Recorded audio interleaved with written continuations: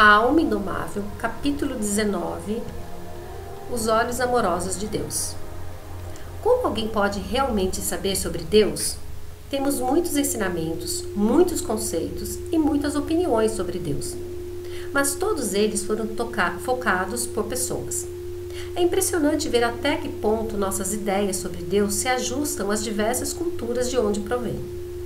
Felizmente, bem no fundo de nós há uma ligação direta com o divino.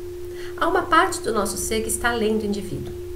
Você pode escolher conscientemente se identificar com ela, e não com a psique ou com o corpo. Quando faz, uma transformação natural começa a acontecer. E com o tempo, à medida que observa essa transformação, você vai descobrir como é ir na direção de Deus, como é se mover na direção do Espírito. Essas mudanças interiores refletem a força da qual você está se aproximando. Assim como a chuva molha e o fogo aquece, você pode conhecer a natureza de Deus olhando no espelho do seu eu transformado. Isso não é filosofia, é uma experiência direta. O crescimento espiritual pode ser experimentado como qualquer outra coisa. Você pode ter passado por uma época na vida em que sentiu muita negatividade, raiva e ressentimento. Sabe como é isso e sabe como se sente em relação aos outros quando está assim. Sabe como seu coração é e se sente como são seus pensamentos e ações. Você conhece esse espaço. Não é filosofia, é uma experiência direta. Se crescer para além dessa parte de si, com o tempo você realmente se afastará dos sentimentos de tensão e ansiedade. Toda a nuvem de vibrações inferiores vai parecer cada vez mais distante do local onde você está sentado aí dentro. A nuvem pode ainda estar lá, mas não se identifica, mas não vai se identificar e nem se agarrar, ela não poderá mais dominá-lo. Ao liberar as vibrações inferiores, você naturalmente para de pensar que elas são você ou que você tenha algo a ver com elas. Quando as deixa para lá, seu espírito desliza para cima. Como você sabe que isso acontece? Do mesmo modo que sabe que está respirando, que seu coração está batendo e que tem pensamentos. Você está aí dentro e experimenta isso diretamente. O que significa deslizar para cima?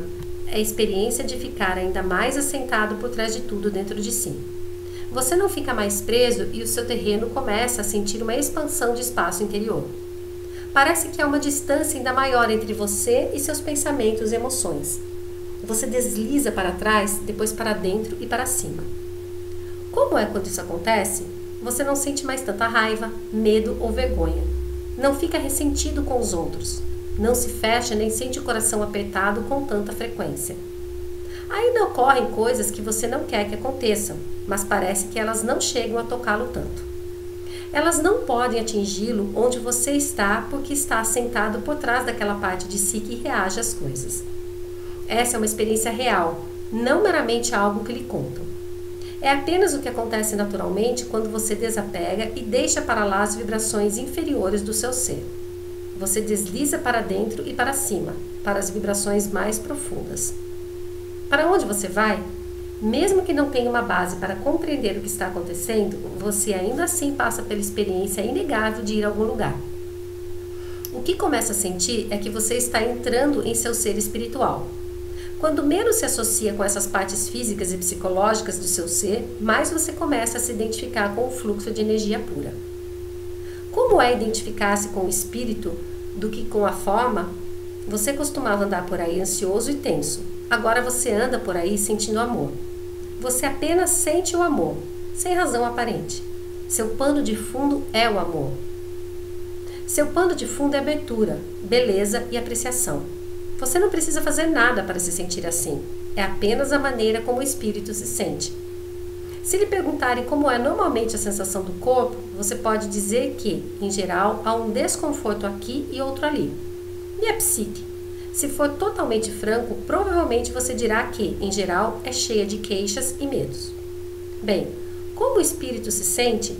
A verdade é que está sempre bem, sempre elevado, sempre aberto e leve. Por causa disso, você naturalmente começa a ficar cada vez mais centrado na paz espiritual de seu ser. Para isso, não é necessário tentar alcançar o espírito, apenas desapegar e deixar o resto para lá. Na verdade, não há outro jeito. O eu não pode tocar o espírito, é preciso liberá-lo. Quando faz, você fica por trás de tudo. e mais se eleva. Você se eleva em vibração e no tanto de amor e leveza que sente. Você simplesmente começa a subir. Isso acontece numa progressão contínua e cada vez maior. Quando você desapega e, por vontade própria, libera os aspectos físicos, emocionais e mentais de seu ser, o espírito se torna o seu estado. Você diz que não entende o que está acontecendo, mas apenas sabe que, à medida que recua cada vez mais, tudo vai ficando mais bonito. Você começa a experimentar naturalmente as vibrações que foram descritas pelos grandes santos e sábios de todas as tradições. E percebe que também pode ter experiências espirituais profundas e estar no espírito no dia do Senhor. Mas, no fim das contas, como pode-se realmente saber algo sobre Deus? Como é possível conhecer o que está além de você? Você sabe porque os que foram lá voltaram e contaram que o espírito que você está experimentando é o portal para Deus. Quando desapegaram e deixaram para lá os aspectos inferiores de seu ser, eles experimentaram exatamente o que você está sentindo.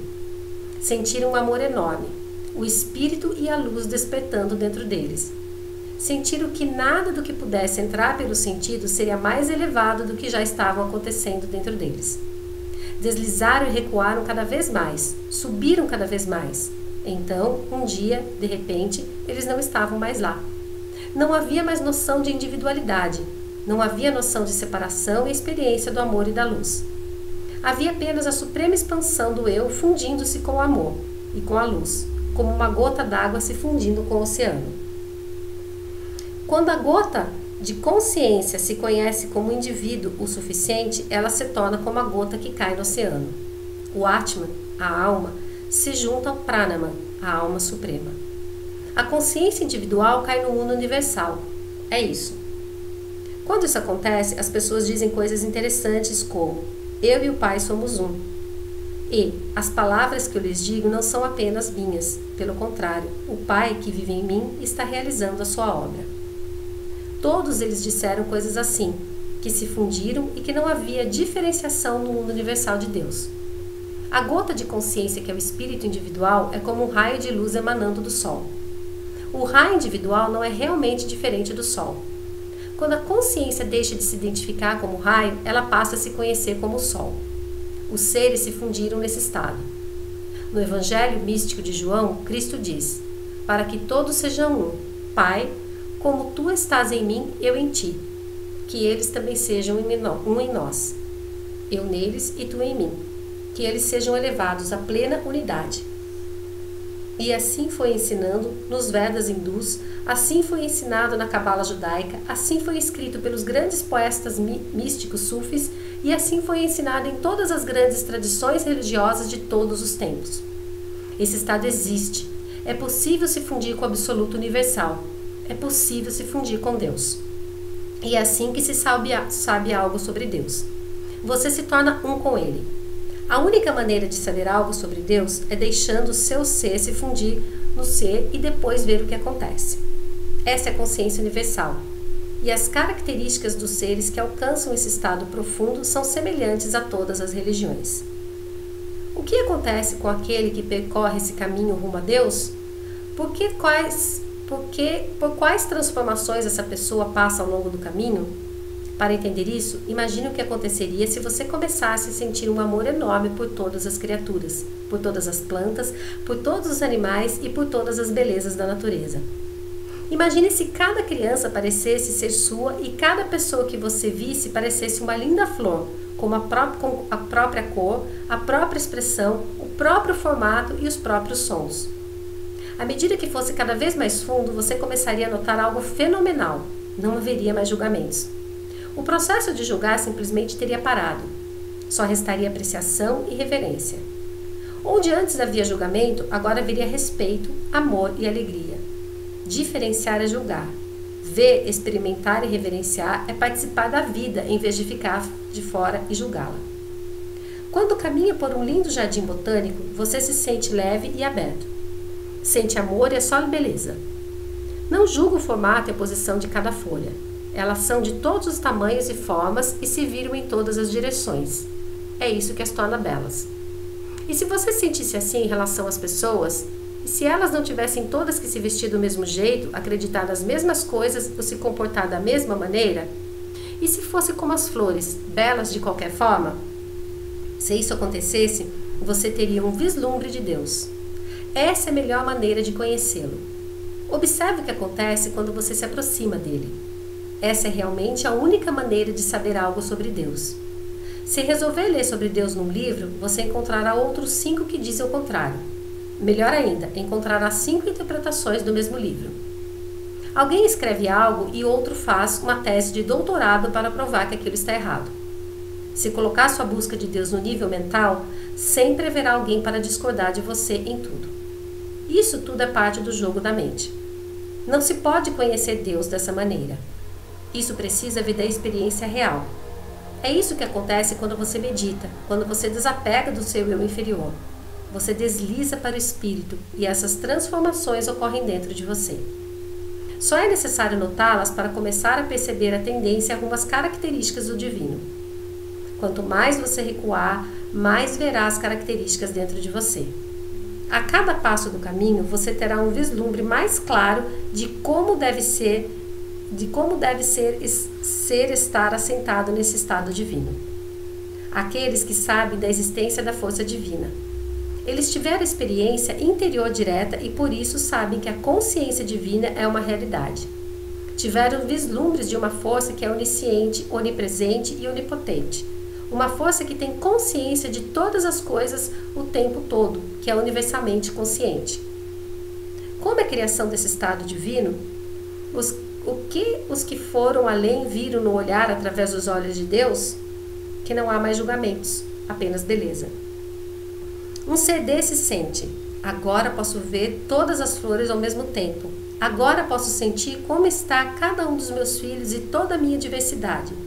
Agora posso sentir mais amor, mais compaixão, mais compreensão e mais admiração por todas as diversas ações e expressões da minha criação.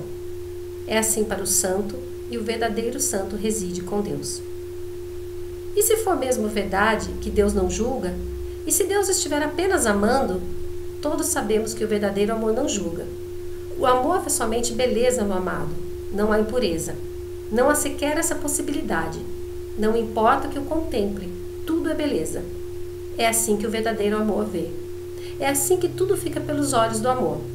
Portanto, se Deus é amor, como deve ser, olhar por seus olhos, os olhos cheios de amor infinito e compaixão incondicional. Se já amou alguém de verdade, você sabe que o verdadeiro amor significa: você ama o outro mais do que a si mesmo. Quando ama alguém de verdade, seu amor vai além da humanidade. Ele envolve todo o ser do outro, inclusive os erros do passado e os defeitos do agora. É um amor incondicional. É o amor de mãe. A mãe devota cada momento da vida da criança com deficiência física ou mental.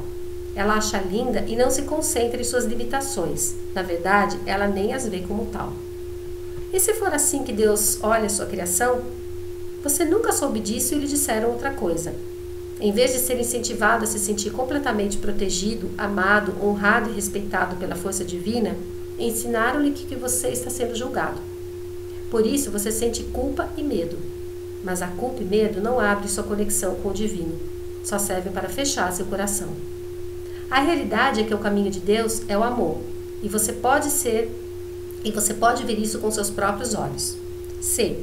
Mesmo que por um só momento conseguir olhar alguém com os olhos do verdadeiro amor, você saberá que esses olhos não são seus. Seus olhos jamais conseguiriam olhar com tamanho amor. Eles nunca poderiam ser incondicionais. Nem em 1 milhão de anos os seus olhos conseguiriam ver apenas beleza e total perfeição no ser amado. Esses são os olhos de Deus olhando através de você. Quando a mão de Deus estende para dar através de você, não há nada que você não dê. Você daria seu último suspiro sem pensar 2 vezes. Nem lhe passaria pela cabeça hesitar. Você daria tudo e qualquer coisa pela pessoa amada. Quando sente um amor profundo assim, você sente que ele vem de algo maior. É um amor transcendental, é divino, incondicional e altruísta. Os mestres falam desse amor. Os que foram além disseram que esse é o estado que alcançamos quando deslizamos para o Espírito. É assim que o Espírito olha a sua criação. Isso é o que deveriam lhe ensinar. Não importa o que você faça, não importa o que tenha feito, você sempre será amado por ele. Quando contou a história do filho pródigo e seus discípulos, Cristo falou de um filho que partiu e dissipou toda a sua fortuna. Quando ele voltou para casa pedindo ajuda, o pai tratou melhor do que o filho que havia ficado em casa e trabalhado. Cristo explicou que era assim porque este sempre estivera em casa, enquanto aquele tinha se perdido e o pai sentira sua falta. Não houve julgamento, apenas amor.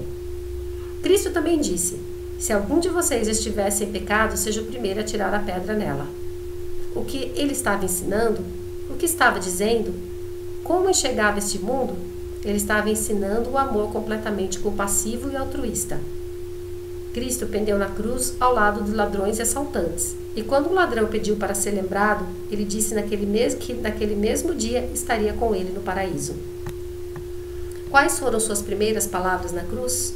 Pai, perdoa-lhes, pois não sabem o que estão fazendo. Esse é o amor de uma mãe. É assim que a mãe fala do filho. O nível de amor e compaixão é tão profundo que não há nada de errado que a criança possa fazer. Se a mãe consegue atingir o amor altruísta, que dirá Deus, o Criador do amor?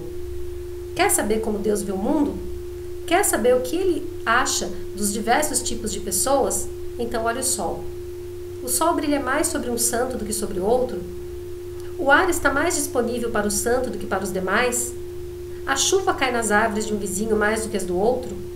Você pode desviar os olhos da luz do sol e viver 100 anos na escuridão. Porém, se resolver voltá-los para a luz, ela ainda estará lá. Ela estará lá para você, assim como para a pessoa que aproveitou o seu brilho durante 100 anos. Toda a natureza é assim. O fruto da árvore se entrega de boa vontade a todos. Alguma força da natureza faz distinções? Algo da criação de Deus, além da mente humana, realmente faz julgamentos? A natureza é toda dádiva, a quem quiser receber. Mas se você preferir não receber, ele não vai puni-lo. É você que se pune por ter escolhido não receber. Se disser à luz, não vou olhar você, eu vou viver nas trevas, ela continuará brilhando. Se disser a Deus, não acredito e não quero ter nada a ver com você, você continuará a ser sustentado pela criação. Sua relação com Deus é a mesma que você tem com o sol. Esconda-se por 100 anos de sua luz e depois resolva sair da escuridão. O sol ainda estará brilhando, se você nunca tivesse partido. Não é preciso pedir desculpas, basta levantar a cabeça e olhar para ele. Também é assim quando decide voltar para Deus. Você simplesmente o faz. Se em vez disso permitiu que a culpa e a vergonha entrem no seu caminho, isso é apenas seu ego bloqueando a força divina. Você não pode ofender o divino. Sua própria natureza é luz, amor, compaixão, proteção e doação. Você não pode fazer com que ele pare de amá-lo. É como o sol. Você não pode fazer com que ele pare de brilhar sobre você. Pode apenas optar por não olhar. Mas, assim que olhar, verá que ele ainda está lá. À medida que deslizar de volta ao espírito, você vai ver que aqueles que são os olhos que olham este mundo. Aquele é o coração que brilha sobre tudo e todos. Através daqueles olhos, a mais miserável das criaturas parece bela. Essa é a parte que ninguém entende. As pessoas dizem que Deus chora quando olha essa terra. Porém, o santo vê e sabe que Deus entra em êxtase quando olha para esta terra, sob condição e qualquer momento. Êxtase é a única coisa que Deus conhece. A natureza de Deus é felicidade eterna e consciente. Não importa o que tenha feito, não será você que virá arruiná-la. A beleza é que você pode experimentar esse êxtase e, quando começar a sentir essa felicidade, conhecerá a natureza de Deus. Então, ninguém será capaz de irritá-lo ou decepcioná-lo. Nada criará problema. Tudo parecerá fazer parte da bela dança da criação que se desenrola à sua frente. Seu estado natural será cada vez mais elevado. Você sentirá amor em vez de vergonha. Em vez de não erguer os olhos para o divino por causa de algo que ele disse ou fez, você o verá como um lugar de refúgio incondicional. Contemple esse fato e abandone a ideia de um Deus julgador. Você tem um Deus amoroso. Na verdade, você tem o próprio amor como Deus. E o amor não pode ser outra coisa senão amor. Seu Deus está em êxtase e não há nada que você possa fazer para mudar isso. E se Deus está em êxtase, eu me pergunto, o que será que ele vê quando olha para você?